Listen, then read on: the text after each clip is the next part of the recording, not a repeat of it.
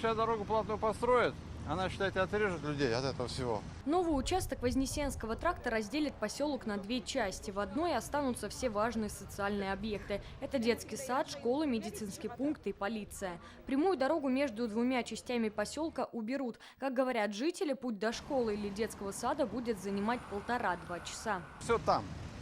Здесь вот, как сказать, спальный район, здесь люди живут, а вот школа там, детский сад там, все там.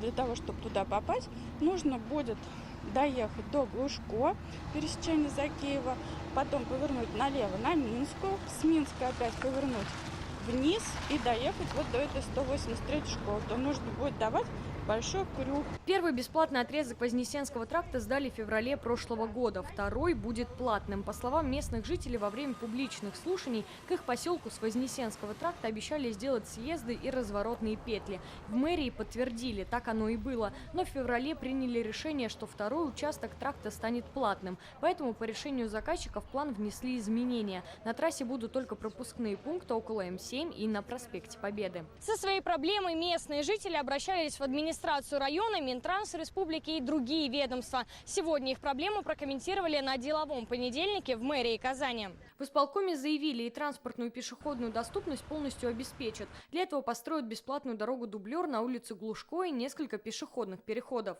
Что касается вопросов, которые задавали жители, хочу пояснить, что будет построена еще дорога-дублер, ведущая к улице Глушко. А на Глушко и на улице Нардуган будут построены подземные пешеходные переходы. Нам нужно определить, что требуется на этой территории для улучшения и транспортной ситуации, и ускорения строительства объектов социальной инфраструктуры. Рустем Гафаров поручил в течение недели провести встречу с жителями, чтобы разъяснить все вопросы, связанные с развитием территории. Пригласят представителей комитета транспорта, внешнего благоустройства, администрации, района управления архитектурой и других ведомств. Алена Струйминская, Алмаз Зиединов, ТНВ, Казань.